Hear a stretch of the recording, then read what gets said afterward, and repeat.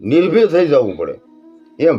ગુરુ મહારાજના નકર પાસે ઘણા એને ગમે એટલી મહેનત કરે ને તો સમજીને વખત શું કરવાનું હે.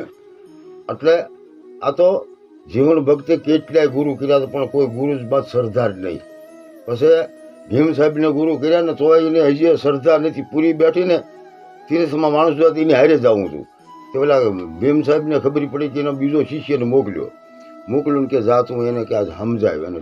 અને એને પછી એને એક એવું ભજન બનાવ્યું, ગુરુ રે કર્યા પણ કે જેને ગરજ નહીં, ગરજ વિના જ્ઞાન ક્યાંથી આવે, સૌની વાતો સાંભળે તોય કે નર એવા ને એવા, ભક્તિ વિનાના કે નર ભૂત છે હામાં મળે નહીં હારા. ગુરુ મારે છટક્યા ગુરુ પાસે શું કહેવાય. સદગુરુના શબ્દ હૃદય ધરો ન થાવ કે વાંદણીઓની જેવા હે. સદગુરુના શબ્દ હૃદય ધરો ન થાવ વાંદણીઓની જેવા હે. ગુરુ કયા પણ જેને ગરજ નહીં, ગરજ વિના જ્ઞાન ક્યાંથી આવે, સૌની વાતો સાંભળે તોય કે નર એવા ને એવા, ભક્તિ વિનાના કે નર ભૂત છે કે આમાં મળે નહીં હારા. ગુરુ પાસે છટક્યું હોય એવું બ્રહ્મ રાક્ષસ કહેવાય. શું કહેવાય? એટલે કે સદગુરુના શબ્દ હૃદય ધરો ન થાવ વાંદણીઓની જેવા હે. પછી કે એમ કે ગુરુમાં શ્રદ્ધા ને વિશ્વાસ ન હોય બે શું કરવાનું હે એમ. એટલે એને કીધું કે સદગુરુના શબ્દ હૃદય ધરો ન થાવ વાંદણીઓની જેવા, ગુરુ કયા પણ જેને ગરજ નહીં, ગરજ વિના જ્ઞાન ક્યાંથી આ હોયની વાતો સાંભળે તો કે એવા ને એવા, ભક્તિ વિનાના કે ભૂત છે કે હામાં મળે નહીં હારા.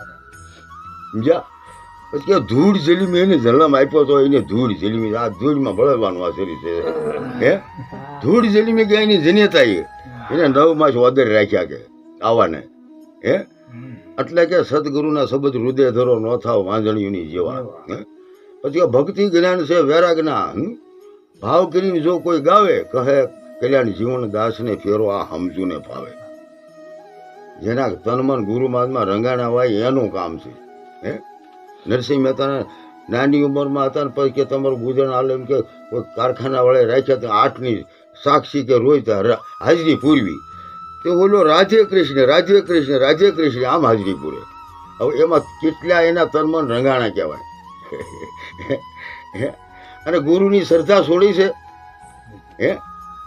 આ નરસિંહ મહેતામાં તો લોટી નાખ્યો એને નાચ બરો મૂક્યો કઈ કર્યું હે, પણ તો એને ગુરુની શ્રદ્ધા છોડી હે ન છોડી હે. ત્યારે સંત ગમે એટલું દુઃખ પડે તો ગુરુની શ્રદ્ધા છોડે.